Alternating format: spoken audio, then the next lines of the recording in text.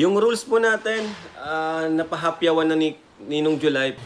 Hala, Actually, yun po talaga, pwede pang madagdagan yun. Yun hala, po sa ano ngayon to? yung nakikita kong problem. Kaya yun po yung Uy, prioritize kong ilagay sa mga rules natin. ano tong mga rules na to na makakaapekto sa buhay ng mga Kalingap Angels natin and mga Kalingap Beneficiaries natin. Lalong-lalo na sa ating Big Four na mga love team. Ano kaya ito? Halika, panoorin po natin ang aking video.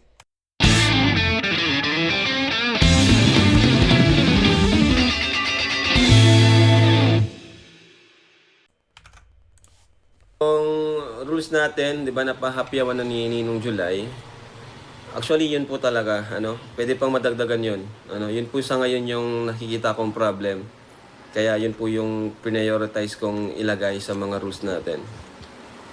So, syempre, sa Kalingap Angels, or sa Angels at sa may mga kalab team, especially sa Big Four. Okay? Actually, nag-meeting na kami. No, nag-meeting na kami Ano kaya itong mga rules na to, mga Kalingap, no? Parang mabigat tong mga rules na to eh, no? ng Mick Chris. Nung afternoon vlog namin, miniting ko sila. Si Joy, nag-meeting din kami. Jomcar, yung Jomcar, di pa kami Mabigat mga Kalingap kasi talagang miniting pa talaga ni Kalingap Rob yung mga beneficiaries niya. Saka yung mga big four niya, mga love team niya. Para sabihin lang tong mga rules na to, ibig sabihin talagang nasa close room sila, no? Talagang, ano kaya ito? nagmi-meeting pero I think alam naman na nila yun. So, ayun, pinaka talaga is bawal sila magpa-vlog, Bawal Ay, magpa-vlog ang bawal magpa-vlog. Kalingap Angels sa iba.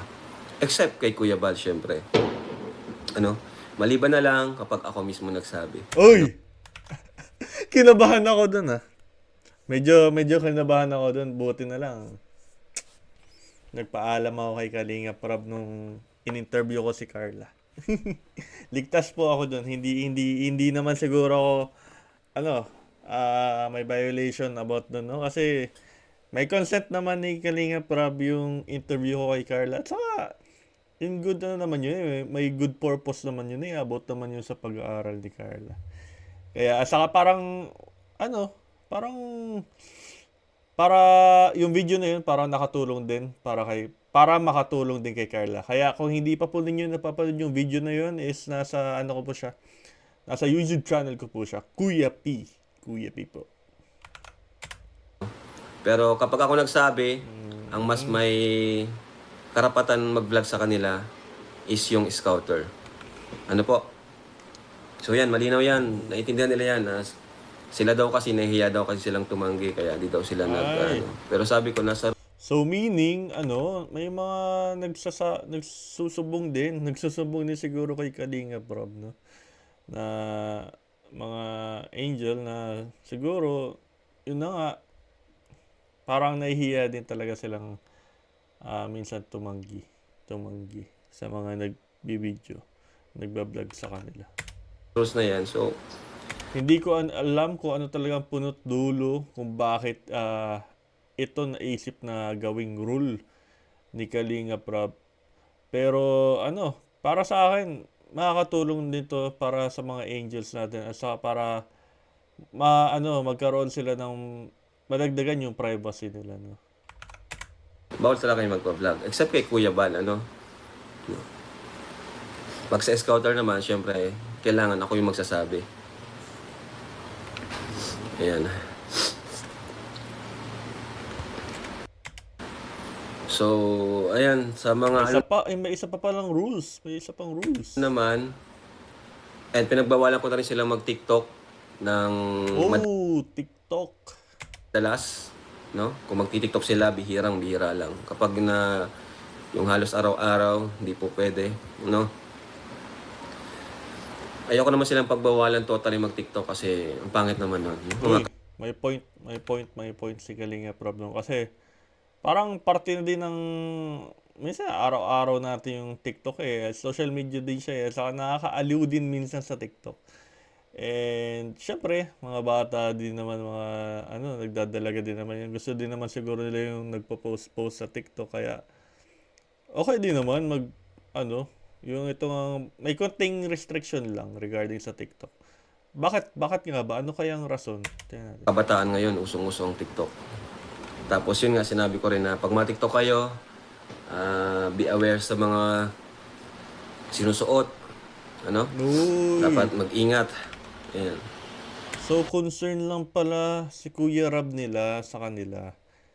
Para, sabi din nila dito, para sa mga sinusuot nila habang nagti-TikTok din, para siguro protection din nila ng mga angels natin, ng mga Kalingap beneficiaries ni Kalingap Rab, no? Napakaganda nung intention, talagang solid, believe ako sa intention talaga.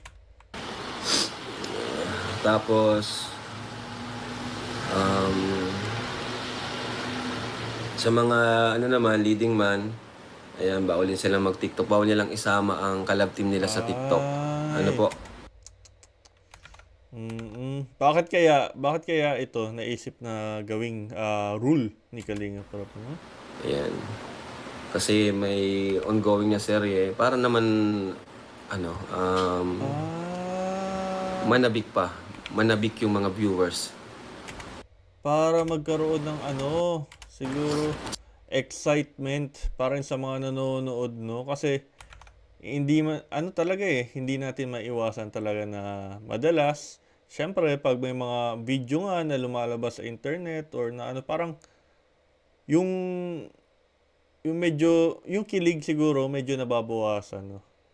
Kaya parang ang intention dito ni Kalinga Prab, kaya niya naisip siguro yun, iwas muna sa mga TikTok, sa mga video-video kasi para merong excitement pa rin sa mga viewers, no?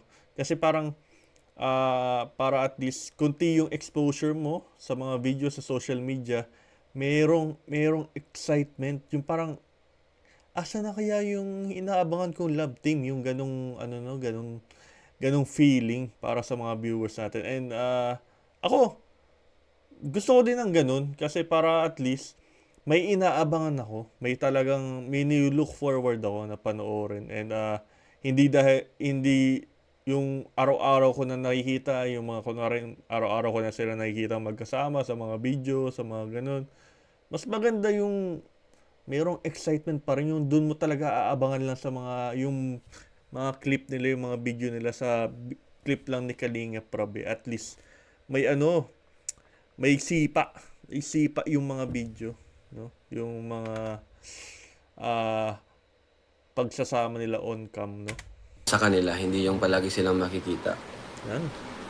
Bawal silang isama sa live, Bawal isama sa live po ang ating Uy. ang kanilang collab team. Ang mga Ba't may naisama na ba sa live? Hindi ako aware eh. leading man, bawal silang isama sa live. And syempre, bawal nilang i-vlog, no? Mas lalo na bawal i-vlog.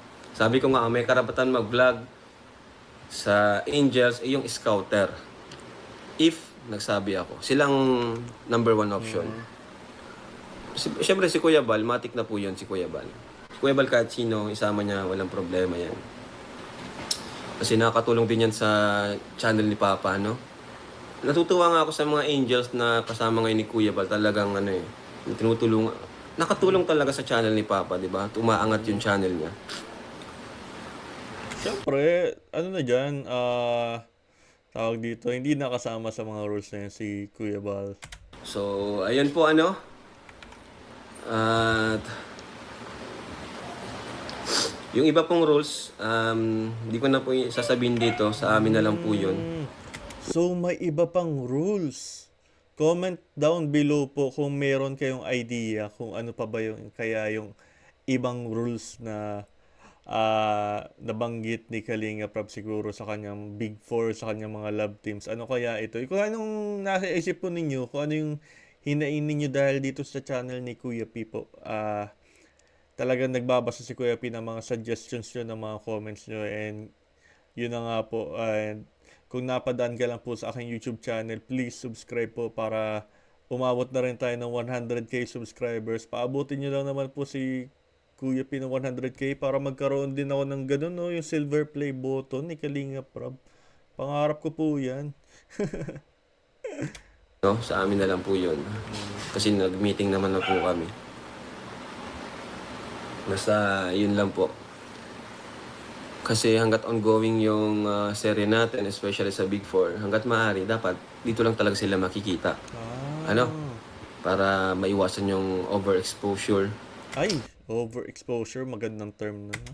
at yung bashing. Di ba? Like si Carla, di ba? Si Carla po. Pwede mo protektahan din talaga niya yung mga angels natin, no? Talaga yun yung sole purpose ni Kalinga Prab, kaya niya naisip tong mga rules na to. Kaya sana, hindi natin masyadong, tawag dito, magkaroon ng tampo kay Kalinga Prab kung nababawasan yung video exposure nila. Ang goal lang talaga dito ni Kalinga Prab, sole purpose niya is protektahan yung mga angels natin. No? Di siya masyadong nakikita sa iba. No? Kung makita man siya, behind the scene na lang. Andun pa rin naman ako, kasama ako. Ito, nagbigay siya ng example, yung si Carla nga. No? Pero yung mga Kasi si Carla, hindi man masyadong nagtitiktok-tiktok din si iba-ibang Carla. di siya masyadong na nakikita. Kaya di siya nababash. Kumbaga yung bashing niya, hindi masyadong Protection. grabe. Di ba?